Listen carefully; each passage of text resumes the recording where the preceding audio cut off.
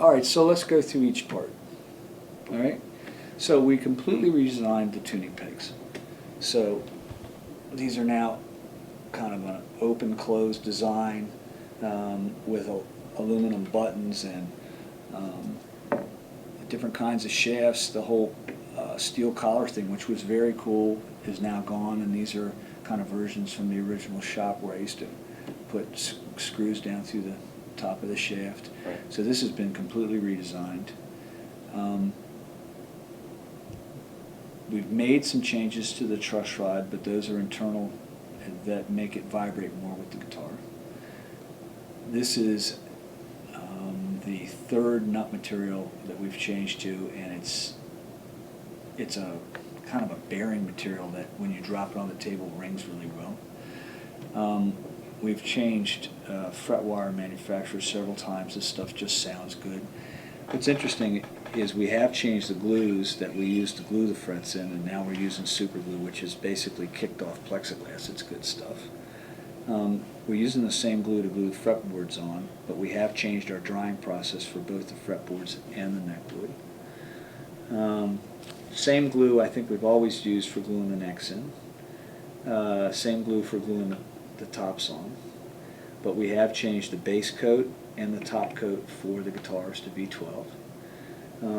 There's a lot of changes to the bridges, including changing the materials that the screws we used, taking the plating off many areas of the bridge. In general, it's the same bridge we started with a whole bunch of tweaks. That's what you started with, asking about the tweaks, right? Right. We've changed these knobs 3 times to the point where I think we're going to get pretty much universal acceptance on these knobs. We've changed the way in which it feels, how rounded it is, how big in diameter it is. And every time we made a change, the market would give us some feedback, and then we go change the mold, and the market would give us some feedback. You get way more feedback from having something out in the market for a year or two than you do a straw poll around here, although the straw poll around here has been wonderful. We've changed our rings so that when you rub against the ring, it doesn't lower or raise the pickup anymore by insetting them. We've changed the bobbins, which I talked about earlier. On the 5708s and the 5310s and 5909s, we changed the wire that we used. This is a new switch on a custom.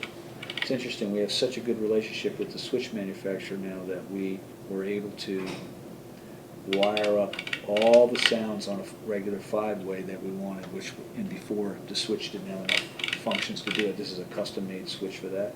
We changed the cap that we used on the tone control. Same jack plate as always. Pretty much same back plates as we've always used. This is a new color. We changed the birds. That was more of an artistic design. We've changed them 3 or 4 times over time. Changed the side dots. The metal side dots are gone, Right. which came from customer feedback. It's the same strap buttons we've always used. I think the cases have changed several times. Is the carve different?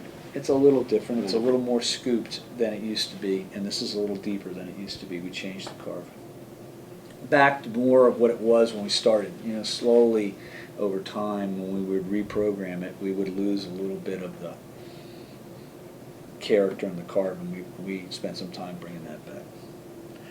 We also changed the neck carves to our pattern regular, pattern wide, and pattern neck, and we still retain the DGT carves and the Tremonti carves and all the custom stuff. No. Can you explain the pattern concept to me?